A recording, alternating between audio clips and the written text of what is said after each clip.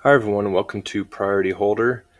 And today we'll be playing Collected Dungeony in the Explorer format. You may be asking yourself, why are we playing Collected Dungeony? Well, I've been on a quest for a while to make dungeons work. Usually in the Brawl format, or Historic Brawl, and as well as some other places, but it is just not easy. They really were scared that it would be too powerful or something, so they're all fairly underpowered, and we're here to change that with the help of Collected Company. So this is a known powerhouse. Let's just look at the top 6 and put 2 creatures with mana value 3 or less directly onto the battlefield. So that narrows down which dungeony creatures we can include, but thankfully there's still a lot of good ones. So most powerful of which is Nadaar Selfless Paladin, 3/3 Vigilance that gets us a dungeon step when it enters the battlefield or attacks, and gets us a +1/+1 for all other creatures as long as we've completed a dungeon. Next most powerful is probably Varis, Silverymoon Ranger, 3/3 Reach Ward for 3, and whenever we cast creatures, it lets us venture in the dungeon, though only once per turn though, because it'd be way too powerful otherwise. And whenever you complete a dungeon, we get a 2/2 Wolf.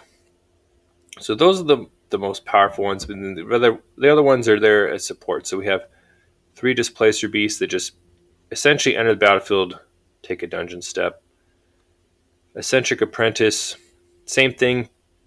Though this one has flying, and it has this extra ability where if you finish a dungeon, it can turn a opponent's creature into a bird until end of turn. So that actually does come up sometimes, shrinking opponent's creatures down.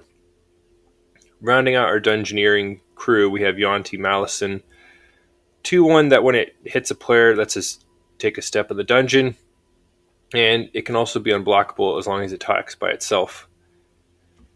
And Triumphant Adventurer, 1/1 Death Touch, first strike on our turn, and whenever it attacks, venture in the dungeon. So against some decks, this could be quite annoying for them because they can't really block their way through it very well. We have a little bit of a removal suite, and one trick I like doing with Collected Company decks that are touching blue is to include a number of Glasspool Mimics. So this is a half creature, half land. So it plays either role.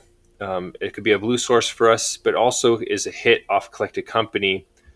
Notably, this doesn't work if we have no creatures on board. So we'd have to already have something in play for this to work, but it still helps us get better hits off Collected Company. So a lot of, we're 4 colors in here, so we have a lot of triomes, and triomes make the check lands pretty good, so it's rounded out by shocks and checks, and to make the mana work.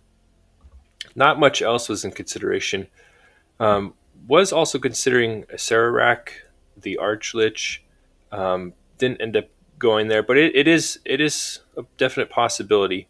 And Hamapashar, but it doesn't enter the dungeon by itself, so didn't really seem like where we wanted to go. But yes, will this be a lifelong, eternal quest to make dungeons work? Will they just never work? Or have we finally cracked the code? Let's jump into some games. Okay, fine hand, lands and spells, can't really complain. Complain a little bit about double Nadaar, but it's a high priority removal target, so not the worst.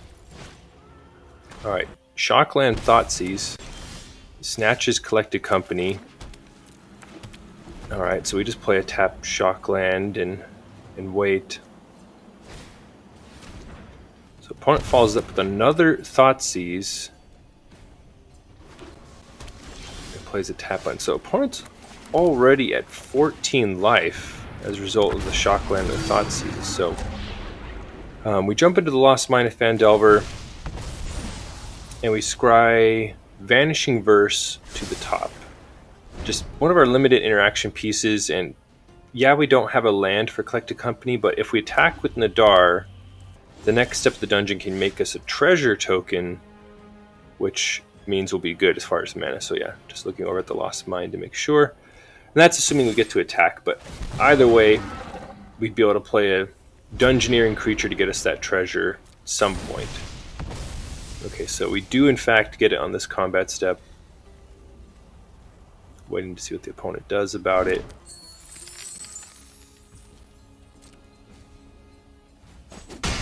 Okay, so they just take the damage, and they're already at 11. Okay, so they cast Consider. We're extremely happy to see them tap out of their blue mana, so that means we'll be firing off Collected Company. I am wanting to deny them more information, so a little confused about how the priority passing is going to be working on our end step. So go ahead and toss on full control just to make sure we don't miss our Collected Company window with no blue mana to fight us. Alright, so they go ahead and fire off a Cling to Dust, and that's where we'll take our chance to do a Collected Company. Okay, so not a great hit, just one Eccentric Apprentice, but it's better than nothing. And yeah, there's no creature to use the other mode, so we just do the one life drain, and here they are already at 10, facing 5 power of attackers. But the opponent has a very clean answer with Extinction Event, so conveniently both our creatures are odd, so it's just a clean answer. So we draw Varus. Unfortunately, are short on green mana for Varus, so that's going to have to wait. But we have an extra copy of Nadaar, and that gets us the last step of the way through Lost Mine of Phandelver, drawing us a card and finding us a green source, so pretty happy about that. Not only that, but Nadaar's Anthem ability is now online since we've completed a dungeon. Okay, so opponent plays a 5th land and passes. Okay, so we draw a forest and we just jump into combat with Nadaar. So there is an argument to jump into the Tomb of Annihilation already. With them being at a relatively low life total, the Punisher modes could really do some damage, but I felt like they're a little too far away. If they're maybe in the single digits, might have done it, but end up jumping to Lost Mine of Phandelver again, happily scrying away a swamp. So we're waiting to see what they do about our attacker. Okay, so opponent cycles a Shark Typhoon, creating a 3/3, which will happily trade with the Nadaar, except we have something to say about it. So, especially against control, Vanishing Verse is not going to have a ton of great targets, so we happily snap it off here to preserve Nadaar and do it before blocks, so we get the damage through. And then follow it up with Varus, who's getting boosted by Nadaar's Anthem right now. So it's pretty good. Varus has Ward 1, so it's going to tie up some more of their mana right now. So pretty happy about that. But they end up using Drown the Lock. And followed up with Croxa, which is unfortunate that nabs our Displacer Beast. And a quick graveyard check reveals they have plenty of cards for Croxa, and Vanishing Verse off the top is not going to do it. It only works on mono-colored permanents, so it won't do anything against Croxa, unfortunately. But we get another step in the Lost Mine, and we make a Goblin who's getting boosted by Nadaar. So opponent's going to almost assuredly escape Croxa here, and that means it's going to take our Vanishing Verse.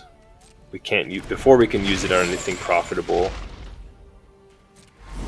So that's unfortunate.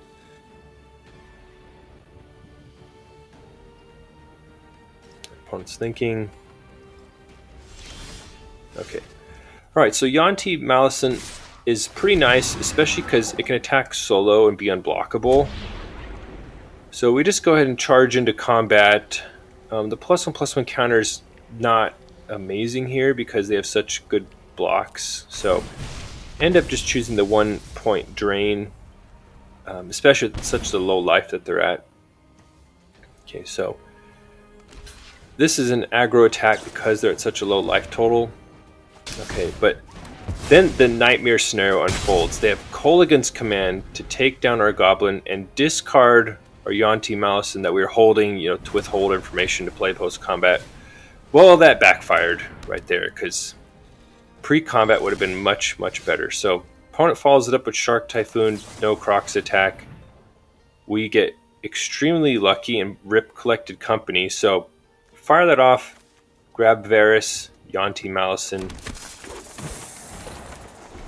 And feeling decent about that, because Yuan-Ti Malison, when it attacks by itself, can be unblockable. So opponent grabs Nicol Bolas, and they're in a lot of trouble right here. They can't attack, and what do we draw but an incredible closer, March of Swirling Mist. So I'm shocked by drawing. I'm like, wait, does this just win us the game right here? Just take a second to make sure that is truly the case. But yeah, we just cast it for X2, phase out both their would-be blockers, and just slam in for the win. Alright, so we got a couple Triomes.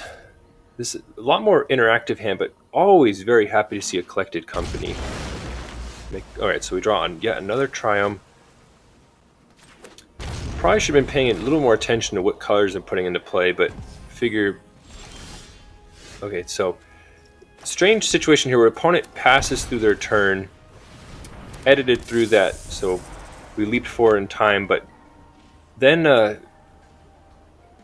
upon the next turn, they sort of just jump right back into it. So not quite sure what happened, if they had to step away or if they lost connection for a second. So was going to just play on through because it happens sometimes, but they jump back into the game. So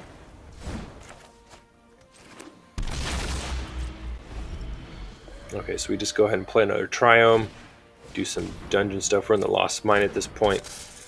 Opponent follows it up with Lotus Cobra, Fabled Passage, and that's already a big problem. So at this point I'm considering, just fire off Vanishing Verse, but realistically it's too late because they can crack the Fabled Passage in response and still get the mana. So decide just to see what they follow it up with, because like I said, it's too late to stop them from getting that mana.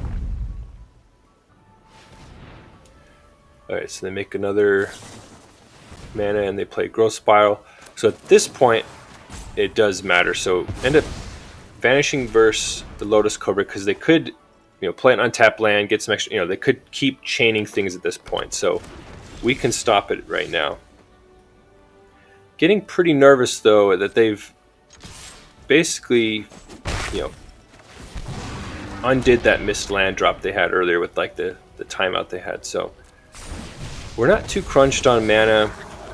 Decide just to make the Goblin token. Definitely shock in our land to fire off Collected Company. So we're feeling great that we have 2 copies of Collected Company. Alright, Escape to the Wilds. So they've tapped out for this. Not happy to see Doomscar. That's not one you usually see in these types of sort of like landfall elemental decks. And that's going to be extremely good against us right now, who are wanting to fire off Collected Companies. And so at this point, I'm hoping to just get some dungeon triggers and smack them for a lot of damage, because I know we're getting Doomscarred next turn. Like, that's just a given. For that reason, end up using the 1-point drain again, because the counter's not going to matter when we're being Doomscarred. But thanks to all of our Enter the Battlefield dungeon triggers, we just completed the dungeon, and so they're going to take a lot of damage right here with Nadaar's Anthem. So we get another dungeon step. Considering Tomb, and with how much damage they're going to take, I jump into Tomb of Annihilation just to up the ante. So you can see already we've put them down to 3. And we're just going to start hitting the Punisher mode. So we don't have to worry about discarding, but opponent, yeah. So they discard a card, but they have a flashback card. So opponent is going to Doomscar us, but they're in the danger zone right now. Okay, unfortunately, it's going to take up the bulk of their turn. 5 mana to Doomscar. Alright, so it's our turn. Fire off Collected Company, and barring something like Spell Pierce, and that's it. Okay, so keep a decent hand. The Triumph's going a pretty long way to making our mana work. We'll need some more mana eventually, but Hopefully our various dungeoneering will get us there.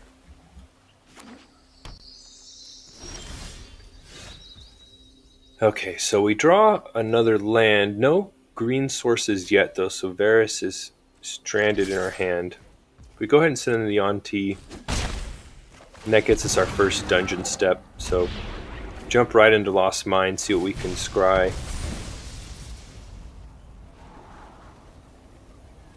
So it's another castable card, and it's not a green source, but decided to keep it just because it's something we can guaranteed play. And then go ahead and play the Eccentric Apprentice, which will get us another dungeon step. And with that, definitely just make the treasure token, because that can set us up for Varus a little sooner, or double spelling in some way. Okay, so opponent fires off Growth Spiral.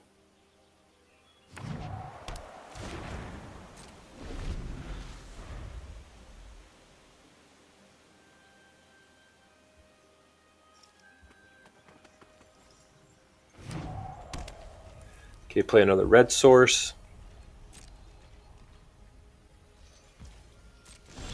And they pass the turn to us. Okay, so we draw the Yuan-Ti, which we kept on top. Send in our attackers. Alright, so we get another 4 damage in, and another dungeon step with the Yuan-Ti Malison. So they have no creatures in play, so once again we'll do the 1 life drain. So feeling pretty decent. They're at 13. Still locked out of casting Varus, so just go ahead and just play another Yuan-Ti Malison. Not quite sure what the opponent has going on. All we've seen is a growth spiral from them. And we go ahead and pass the turn. Alright, so we see another growth spiral. Still don't know quite what's happening.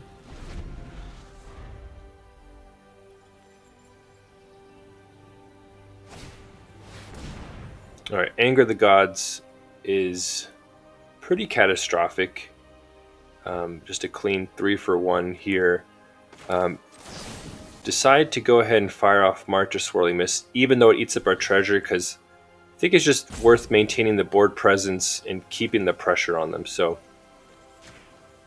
even, we're going to lose out on the green mana to cast Varus, but decide to fire off March to try and protect one of our creatures.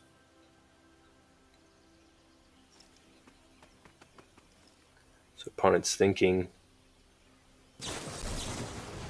And they end up spell piercing our attempt. So Anger is going to annihilate our whole team and put us back to the Stone Ages. So we draw a Glasspool and just hold on to it, because the extra blue mana is doing nothing for us. We need green mana, and maybe we could copy something useful. Okay, so we draw a green source and pass.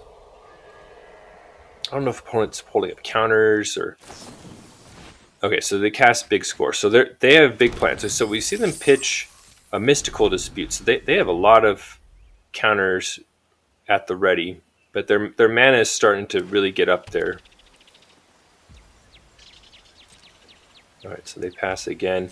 And I think it already feels like our window has closed. Like, just unfortunately, that's just sort of the feeling. So I'm regretting a little bit not playing the Glasspool earlier to have mana to get around like Censor or something like that with our Collected Company, but we're just going to hold on to it. Okay, so opponent fires off a Big Score right here. The question is, do you fire off Collected Company now, like before they draw the cards and while their mana is a little more short, and ultimately decide to, because they could counter, but it'd take their treasures, and unfortunately it's a bad hit. We just get 1 Triumphant Adventurer, and that's pretty unfortunate. We need all the help we can get at this point with how many cards they're drawing. Okay, Arcane Bombardment, it's all starting to make sense now.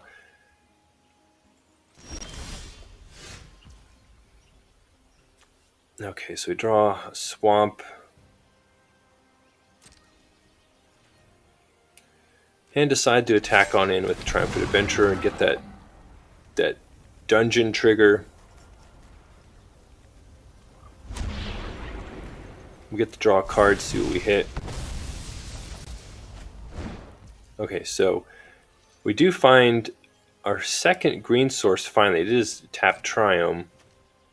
It's pretty bleak for us right now, like with how many cards they have in hand and how clunky our hand is. Okay, so we go ahead and fire off Vanishing Verse on the Arcane Bombardment, but not before they get to get one spin at it, and they spin into Spell Pierce, which we can pay for, but boy, that is unfortunate because, well, I guess we weren't casting that much this turn anyway, but so we just play our tap green source and pass, and facing opponent has 6 cards in hand. Okay, so they just burn down the house to make some devil tokens, pass. Those are exceptionally good against our Triumphant Adventurer. Its little first strike death touch doesn't really matter. Okay, so go ahead and transition into triple speed right now. So fast forward, because I fight the good fight for a while, but it's effectively over with how much card advantage they've gotten in the Devils. So we're trying, but things are just not great. Okay, so they have an Anger on their turn. We cast some Displacer Beasts.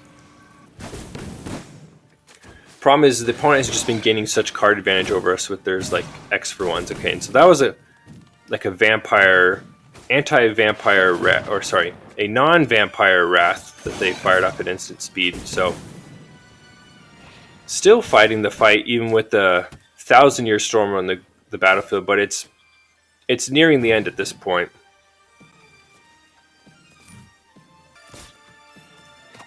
All right, so still trying to chip away and do due diligence, but it's getting increasingly unlikely with every passing moment. Yeah, and they're just countering everything and drawing tons of cards and getting,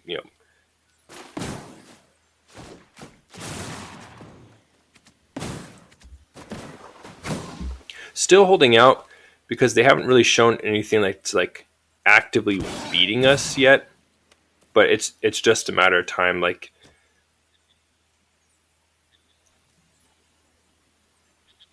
okay, so Growth Spiral comes in, Arcane Bombardment catches a big score, which is copied by 1,000-Year Storm. So opponent's just drawing a billion cards here, and they fire off Vampire's Vengeance and get us. On to the next game.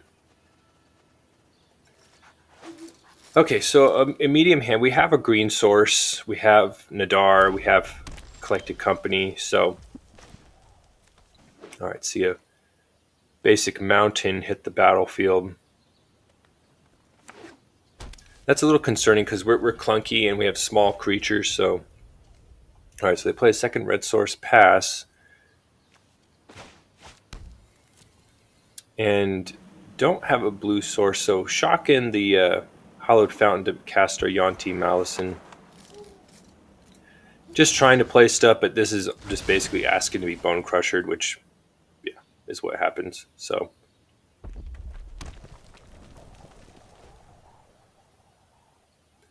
okay, so they follow up with the Fable of the Mirror Breaker. So opponent's playing some great stuff. Now we have a check land, which lets us play Nadaar, get the dungeon train going, jump right into Lost Mine, Scry. And even though it's not the most powerful card, it's a castable non-land card, so keep the Displacer Beast on top. But then we see a big score, and that lets me know that this is not your typical mono red deck. Something else is going on when you see that. The opponent attacks in. It could be that they're just wanting the mana. I know that it could be like it opens Nadaar up for being Bone Crushed after, but decide I can't just let them keep getting that mana, especially when I could tell they're sort of a big mana deck, seeing the card draw they just cast. But Nadaar does get cut down, actually, and they play Fires of Invention. So this is more of like a big red deck right here. with fires being part of the equation. So instead of casting Collected Company here, decide fires is just too dangerous and just Vanishing Verse it. And we have time. We're not under any huge pressure right now. Their Fable flips.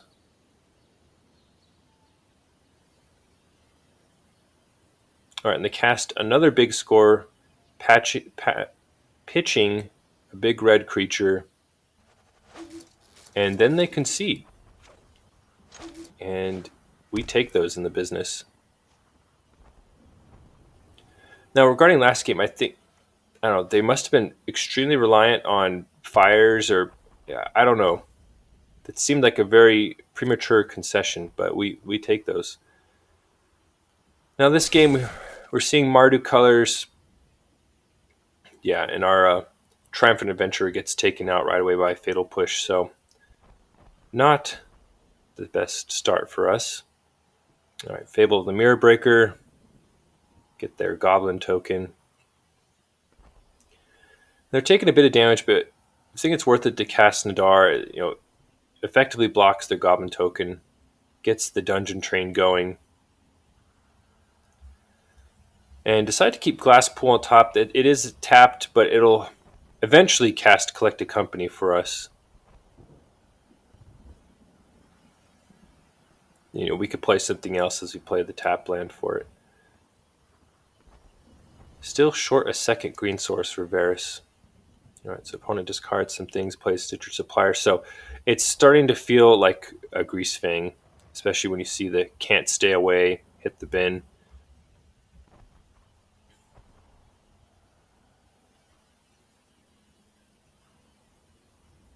All right, and also there's already a Parhelion in there, so we know it's Grease Fang.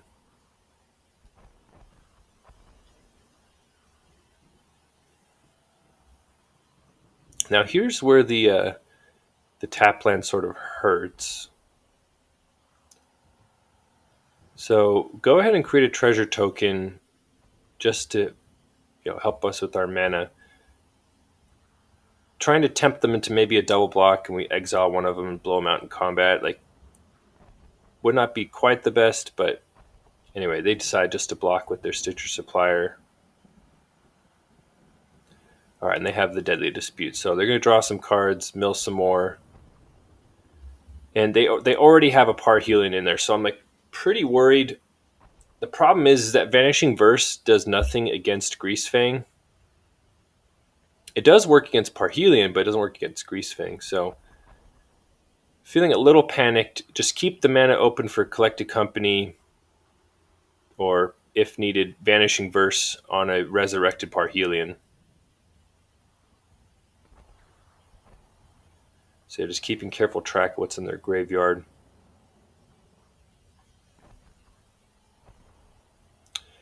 And opponent sort of forces the issue here. So they cast Thoughtseize, and I know it's a shields down moment, but decide just to cast Collected Company, because that's what they would definitely take with, or they're going to probably take the removal spell, but just in case, fire off a Collected Company.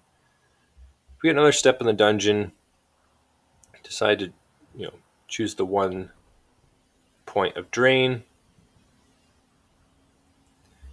And opponent's going to take the Vanishing Verse here. They don't care about our creatures.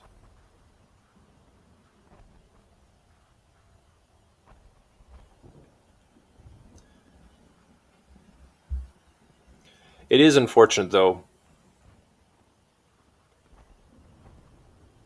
because it felt a little more safe against the Parhelion with that Vanishing Verse, but now it's dungeons or bust at this point.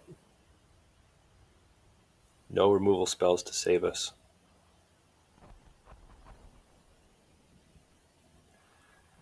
Okay, an opponent decides to play Can't Stay Away on their Blood Tithe Harvester just to mount some defense.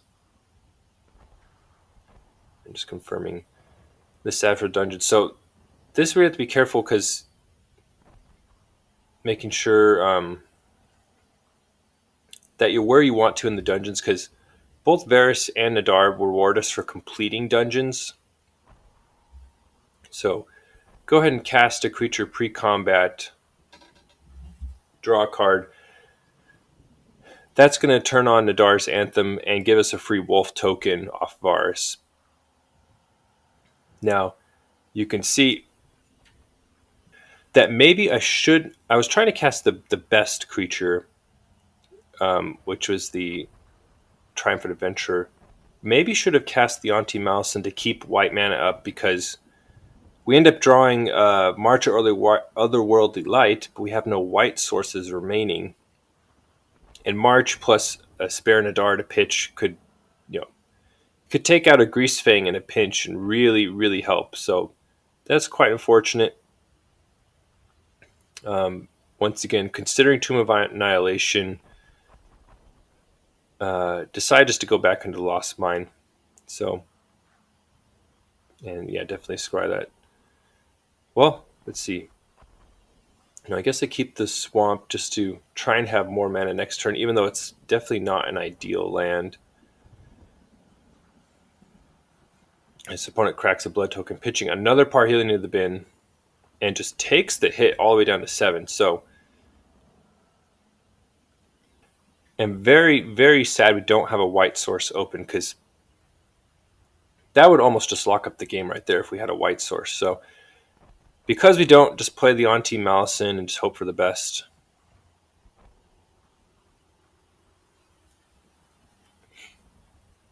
And of course, they have the Greasefang. So now you notice I'm not smashing the concede button here, because we actually have enough life to tank a hit from the Parhelion and the Angels. So just them by themselves, that's 13 damage. That doesn't kill us, and we have quite a number of attackers, so there's still a chance. Though that was exceptionally unfortunate. Did not have a white source for that March. All right, so we fall to 4 life, and the Parhelion's going to return to their hand. All right, so they play another Stitcher Supplier. So they're just flooding the board right now to try and survive our onslaught.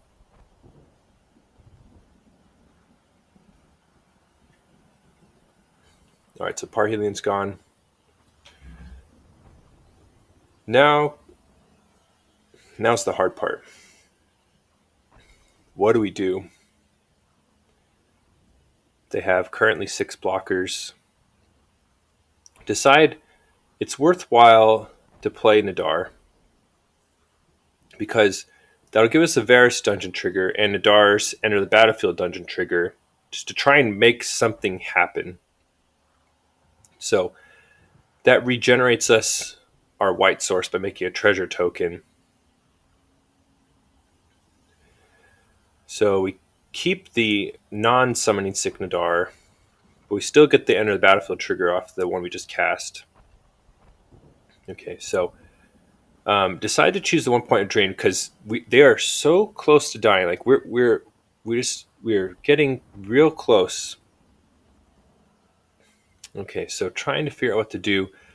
We'll be able to shrink one of their 4/4s. So this right here, this is a game losing error on my part. Casting March pre-combat, and you'll see why in a second. So this is a tough one here. It's painful to see it replay, because we essentially just need any 2 creatures to connect with the various dungeon shenanigans we have. So it helps that Eccentric Apprentice shrinks one of them to a 1/1.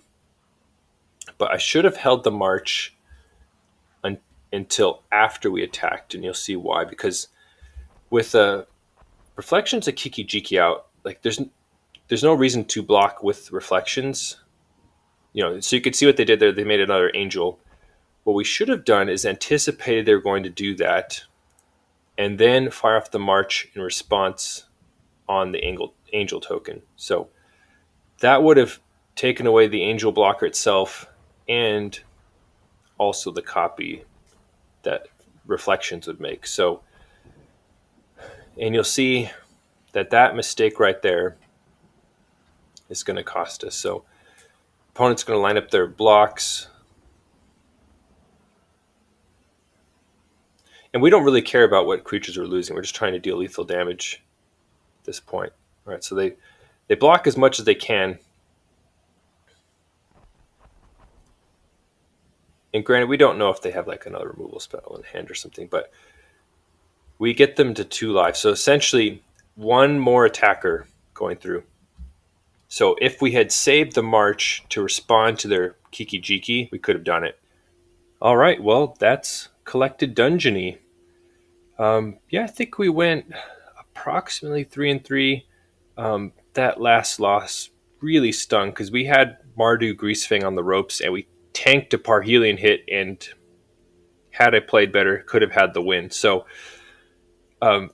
honestly, this deck was better than I thought. Like, just all the little dungeon steps. Let's go to Lost Spine because that's the one we mostly go in. It just adds up. You can just sort of tweak what you choose to match the situation that you need, and just sort of it adds up over time, especially when you're really turboing through with like every single one has like an enter the battlefield step into the dungeon. So Collected Company was, it's as good as advertised, and yeah, it felt pretty good. The removal suite felt decent. We're just pretty clunky, being 4 creatures, having some fairly demanding mana costs, and we're often short on the second green for Varus, things like that. We're also a little legend heavy, like it's very possible to have like Nadaar and Varis in play, cast Collected Company, and just hit Nadaar and Varis. So you do run into situations like that, but it was fun and better than I expected. So, but yeah, let me know in the comments what's your favorite dungeon creature. And thank you for watching. I hope you have a wonderful day.